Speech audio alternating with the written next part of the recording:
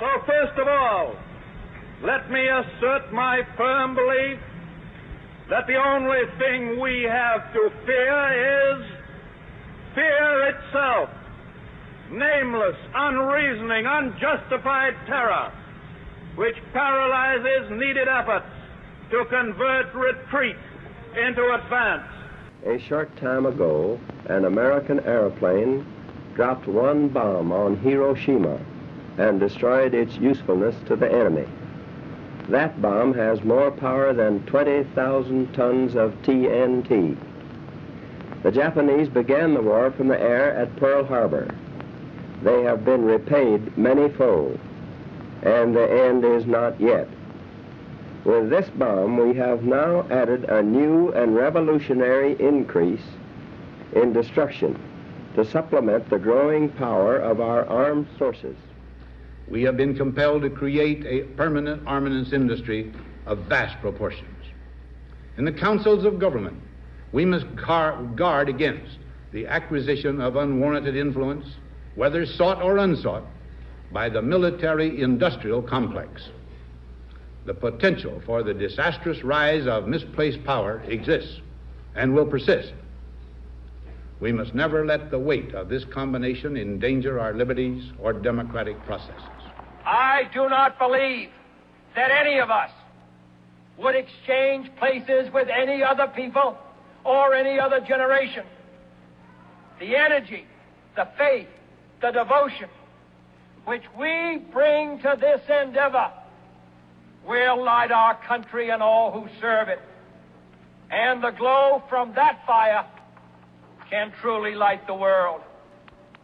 And so, my fellow Americans, ask not what your country can do for you, ask what you can do for your country.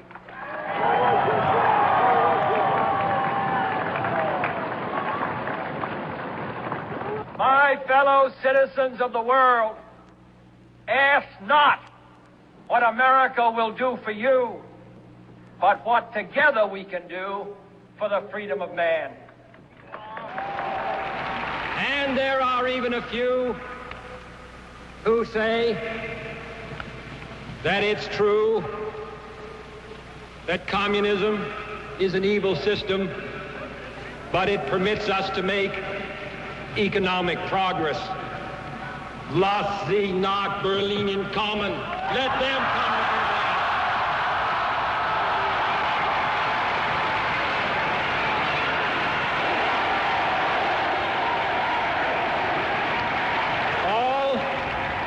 All free men, wherever they may live, are citizens of Berlin.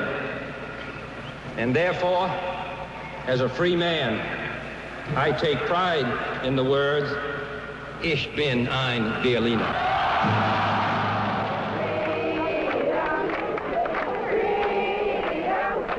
I have a dream that my 4 little children will one day live in a nation where they will not be judged by the color of their skin, but by the content of their character. I have a dream today.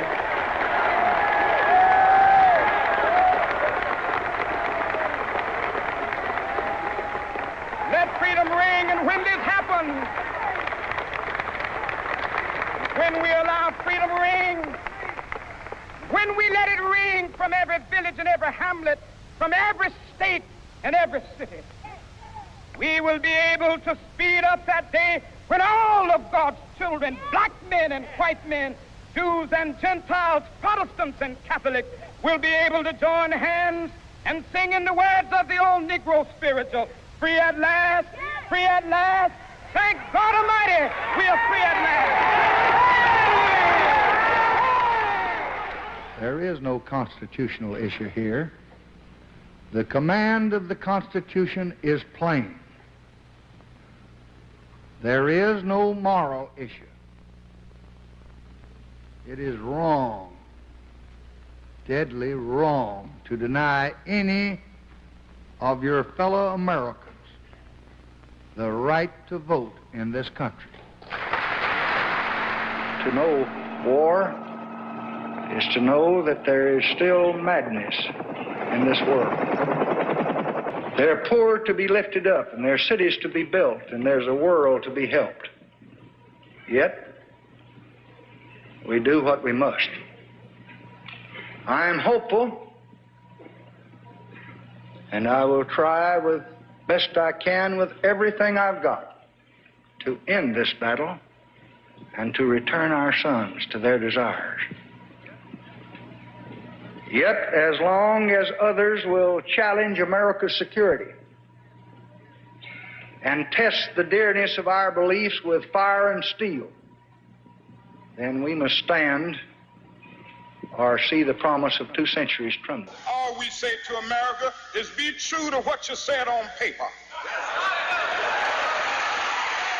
But somewhere I read of the freedom of assembly. Somewhere I read of the freedom of speech. Somewhere I read of the freedom of press. Somewhere I read that the greatness of America is the right to protest far right.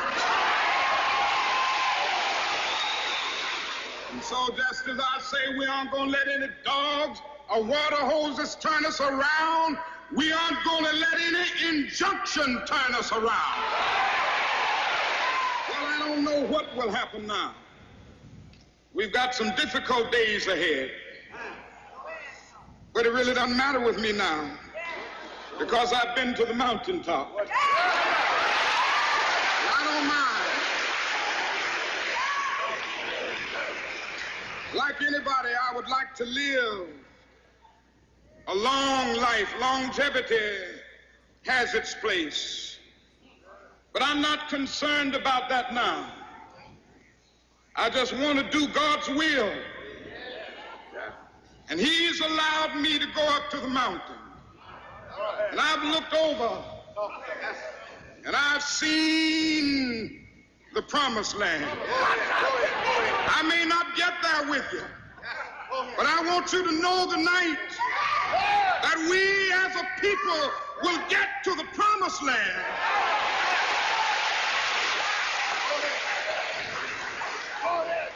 So I'm happy tonight. I'm not worried about anything. I'm not fearing any man. Mine eyes have seen the glory of the coming of the Lord. I have some very sad news for all of you, and I think sad news for all of our fellow citizens and people who love peace all over the world. And that is that Martin Luther King was shot and was killed tonight in Memphis, Tennessee. Martin Luther King dedicated his life to love and to justice between fellow human beings. He died in the cause of that effort. For those of you who are black and are tempted to be filled with hatred and mistrust of the injustice of such an act against all white people, I would only say that I can also feel in my own heart the same kind of feeling. I had a member of my family killed, but he was killed by a white man. But we have to make an effort in the United States. We have to make an effort to understand, to get beyond or go beyond these rather difficult times. My favorite poem, my favorite poet was Aeschylus. And he once wrote,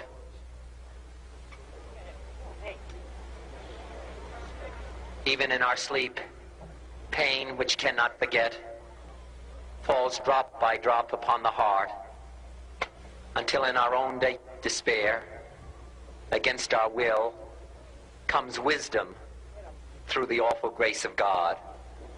What we need in the United States is not division. What we need in the United States is not hatred. What we need in the United States is not violence and lawlessness, but is love and wisdom and compassion toward one another, feeling of justice toward those who still suffer within our country, whether they be white or whether they be black. throughout the long and difficult period of Watergate, I have felt it was my duty to persevere, to make every possible effort to complete the term of office to which you elected me. In the past few days, however, it has become evident to me that I no longer have a strong enough political base in the Congress to justify continuing that effort. Therefore, I shall resign the presidency effective at noon tomorrow. Vice President Ford will be sworn in as president at that hour in this office. Today is a day for mourning and remembering. Nancy and I are pained to the core by the tragedy of the Shuttle Challenger. We know we share this pain with all of the people of our country. This is truly a national loss. We've never had a tragedy like this. And perhaps we've forgotten the courage it took for the crew of the shuttle. But they, the Challenger 7, were aware of the dangers, but overcame them and did their jobs brilliantly. We mourn 7 heroes. And I want to say something to the school children of America who were watching the live coverage of the shuttle's takeoff. I know it's hard to understand, but sometimes painful things like this happen. It's all part of the process of exploration and discovery. It's all part of taking a chance and expanding man's horizons. The future doesn't belong to the faint-hearted. It belongs to the brave. The Challenger crew was pulling us into the future, and we'll continue to follow them. There is one sign that the Soviets can make that would be unmistakable, that would advance dramatically the cause of freedom and peace. General Secretary Gorbachev, if you seek peace, if you seek prosperity for the Soviet Union and Eastern Europe, if you seek liberalization, come here to this gate. Mr. Gorbachev, open this gate. Mr. Gorbachev, tear down this wall. Just 2 hours ago, Allied air forces began an attack on military targets in Iraq and Kuwait. These attacks continue as I speak. Ground forces are not engaged. This conflict started August 2nd when the dictator of Iraq invaded a small and helpless neighbor. Kuwait, a member of the Arab League and a member of the United Nations, was crushed, its people brutalized. 5 months ago, Saddam Hussein started this cruel war against Kuwait. Tonight, the battle has been joined. Mr. Speaker, Mr. Vice President, members of Congress, honored guests, my fellow Americans. We are fortunate to be alive at this moment in history. Never before has our nation enjoyed at once so much prosperity and social progress with so little internal crisis and so few external threats. Never before have we had such a blessed opportunity and therefore such a profound obligation to build the more perfect union of our founders' dreams. We began the new century with over 20 million new jobs, the fastest economic growth in more than 30 years, the lowest unemployment rates in 30 years, the lowest poverty rates in 20 years, the lowest African American and Hispanic unemployment rates on record, the first back-to-back surpluses in 42 years, and next month America will achieve the longest period of economic growth in our entire history. Good evening. Just moments ago, I spoke with George W. Bush and congratulated him on becoming the 43rd President of the United States. And I promised him that I wouldn't call him back this time. Now the U.S. Supreme Court has spoken. Let there be no doubt, while I strongly disagree with the court's decision, I accept it. I accept the finality of this outcome, which will be ratified next Monday in the Electoral College. And tonight, for the sake of our unity as a people and the strength of our democracy, I offer my concession.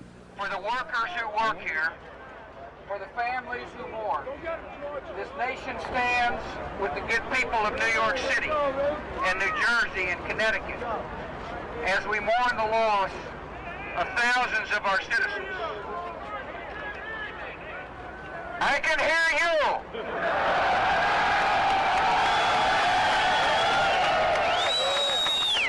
I can hear you. The rest of the world hears you.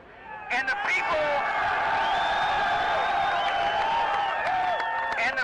who knocked these buildings down will hear all of us soon.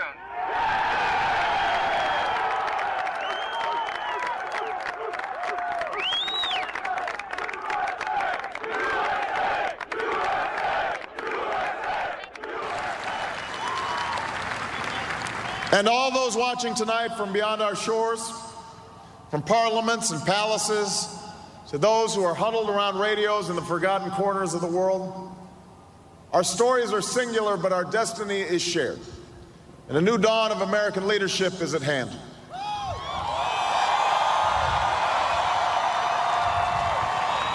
To those who would tear the world down, we will defeat you. To those who seek peace and security, we support you.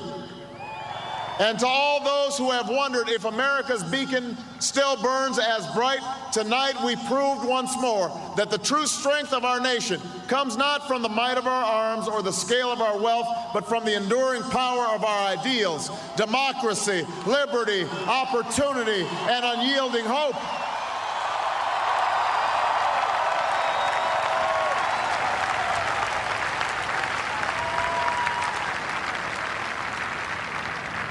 That's the true genius of America, that America can change.